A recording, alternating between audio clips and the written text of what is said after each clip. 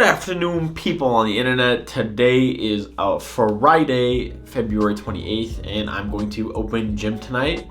There is a tournament tomorrow, the Untitled tournament in San Diego, ran by Dodgeball San Diego.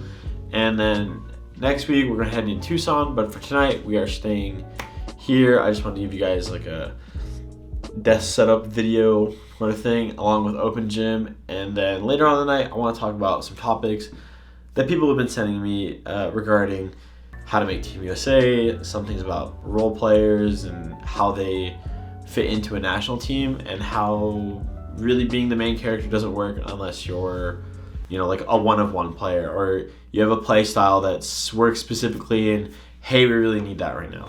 But those are some topics I really need to talk about because I'm getting a lot of messages about those. And, I'm really open to talking about these topics, and I think they can be helpful for a lot of the new players that are even trying out for teams in different countries, or just want to try out for your local club team and how to fit in there, or how to make it onto these bigger club teams and how to fit in on a national team. So I just wanted to show you guys this new setup.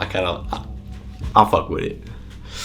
I'll show you guys. So I feel like it doesn't do really its justice in the light, but have my Toronto MVP, mixed MVP trophy here. Ka-chow, thanks Mark. LW, fucking nerd.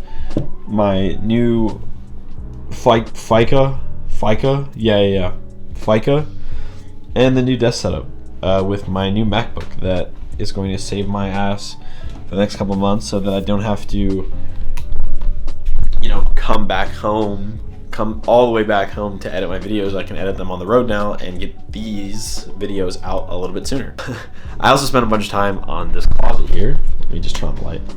I got this all set up and all woodworked, and used even a broom arm and for this, but got all that figured out. And now I think in about an hour I'm gonna be heading out to open gym, and in between there I'm gonna yap about these topics that hopefully you guys find interesting, and then show you some gameplay from open gym. So I'll see you guys in a little bit. Peace. So I'm heading out right now. I just want to let you guys know about USA Dodgeball's new sponsor, Baden.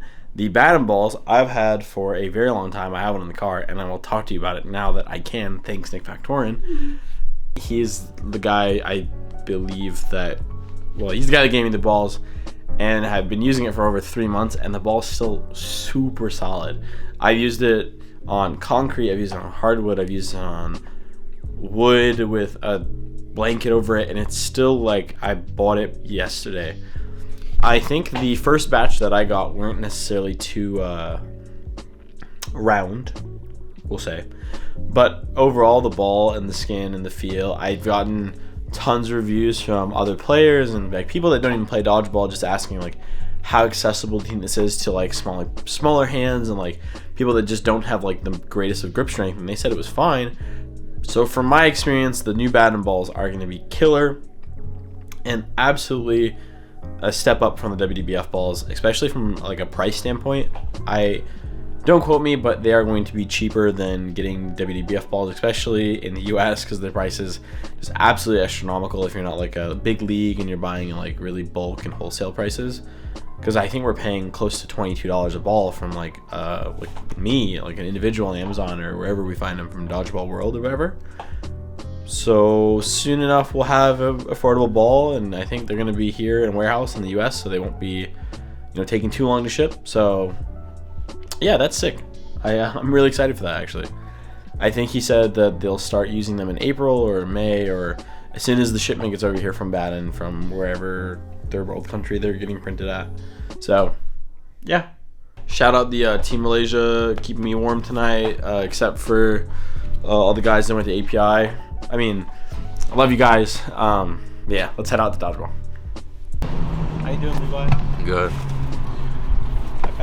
Not only was foam extremely uneventful, and I didn't have anyone to film for me or a chance to film because I was by myself, and there was only about 11 of us for most of it. So unfortunately there's no film of the practice sesh, which was just a short kind kind of open gym, drop-in sesh of just people coming and trying to, get better at something for the most part. Some people just were fucking around, which happens from time to time, and it's, to be honest, very obnoxious, but it happens. And I'm heading over to Sean Wheeler's house, who is a cerebral dodgeball genius. I'm just kidding. He's one of the, I think, better minds in dodgeball, and definitely has a elite grasp on the game. And I'm gonna go talk to him about some of the concepts that people are asking me to bring up. And yeah, I'll see you guys in just a second with him. What we're saying matters more than. Are we recording? Yeah. I got this. Don't worry. Welcome to Sean's house. We are doing the Q&A part of the video now. I have a few questions from a few players in Australia that have asked like similar questions, and then a question from, I want to say I've gotten 3 of these from USA players or aspiring Team USA players that want to make the practice squad. And yeah. Ask me because I have knowledge. So there's a lot of brain up there. A lot of brain. A lot of headspace. Yeah, I had to shave the head. Too much brain. Too much brain. Pushed all that. So James Heron asked. Who's James Heron? James Heron was on our mixed team, or our API team. He was the guy with the Akatsuki headband. Elijah Hashimoto called him Heroin. The guy who... You should talk about the difference between being a core player on a club team and a role player on a national team. I think a lot of players or people try to make the world's team, or that try to make the world team, don't understand that they will most likely be a role player in their first national tournament or national stage, which can be an adjustment. So how do players make that transition to a role player from being like their main character on their club team? I thought so that was my role on Demons when I moved over to Australia, was being a role player, because they already had an existing system, right? And all I had to do was fit myself into like that, something that worked. Yeah, and it was for the rush. Right. They needed someone that was on the rush, that was expendable, and didn't get out every single time. That was really your role? Yeah. That you were an 100%. expendable rush player? Oh, 100%. Go watch the footage. Dog, I was on the rush and I got smacked up every game. I don't know that's like the best utilization. No, 100% it wasn't, but like, that was the only player that they... Did you guys win? Yeah, we won VDL. Right. It's because they got rid of their... So they had this guy named Gang before, who was quite literally just pitch back, hit somebody, get out, walk away. I mean, I've been doing like a lot of stats lately, and like I've been telling Xander and Dylan and like my brother and Jeff, like a lot of times, like when I'm doing stats, what I'm noticing is like you have 3 main characters because there's 3 balls, and like a lot of dodgeball games come down to 3-on-3, and if you're not one of those 3 people, like getting an out, like if you get an out every game, you're like one of the, like you are the best, you're the best 4th player in the world. Yeah, off-ball player ever. Yeah, if you can, and like the more valuable that out is, the better. Kickoff back, like Pie-in a couple times when we were playing outsiders, like he knows he's slower and he would be up and it wouldn't be his throw, and rather than like dropping back against the outsiders rush and like getting just like hit because he's not as slow, not as fast or as agile, he would plant and kill Eli. Yeah. And it was like, Pie-in for Eli is like massive win. Yeah. Like I did a similar thing to Hal with Zion. Yeah. Like where they would really want to push and you act like you're driving back and you just pump. And I think it's mostly like a mentality thing.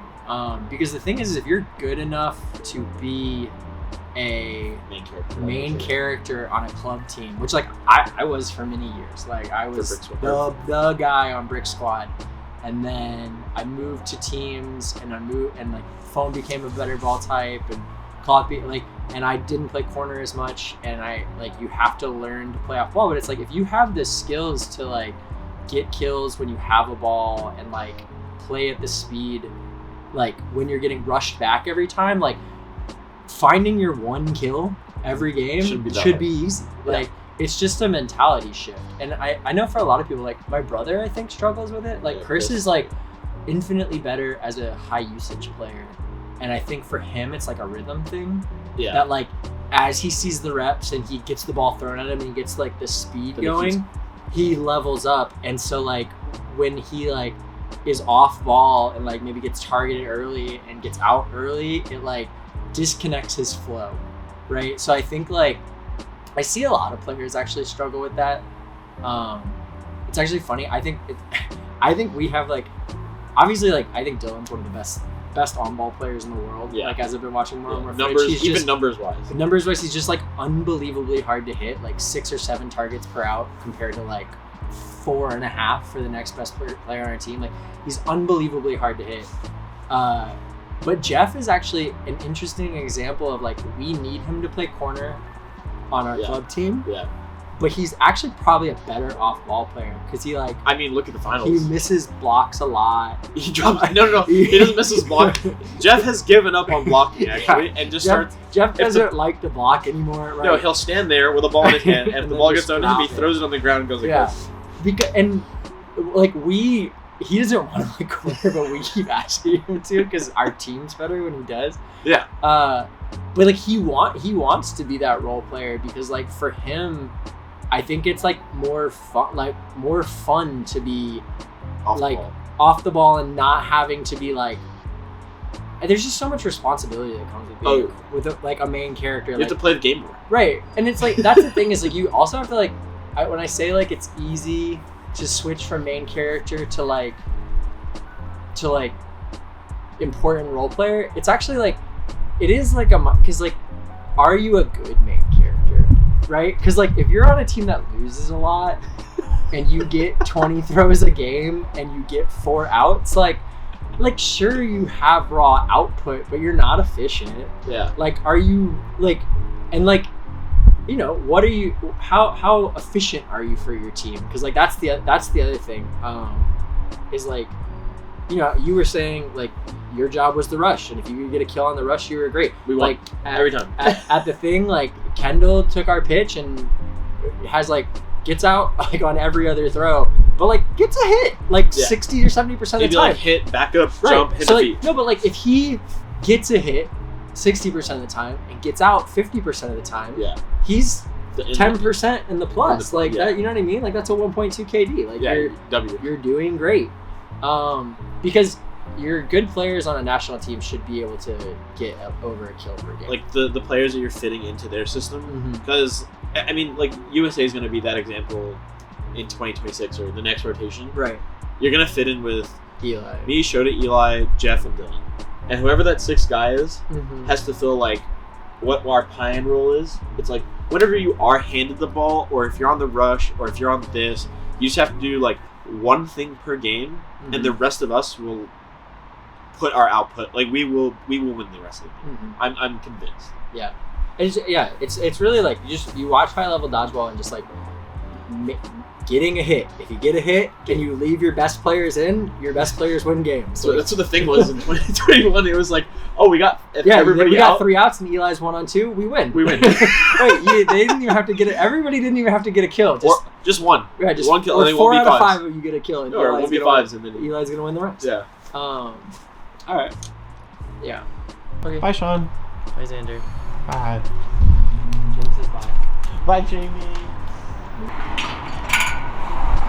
So that's it for tonight. I just wanted to get that very not quick yap session on with Sean. Just some questions that people had on Instagram, and I've been getting a lot of these questions with the upcoming Premier Tour round being the scouting session.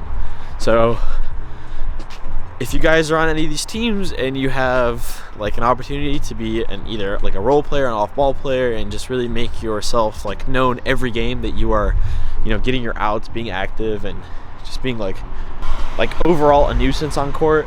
And you can rush, you can do this, you can do that, but if you don't get your out per game and you're not like actively protecting and being like in every play, if you're standing in the corner with the ball, like, bro, get pump faking that hoe. Anyway, thank you guys so much for watching. If you guys enjoyed these yap sessions, I will definitely have another one with Sean, as he has a lot to say. But I appreciate everybody for watching this video. Please like, comment, subscribe, and hit the bell so you guys get notifications when new videos come out. And good night.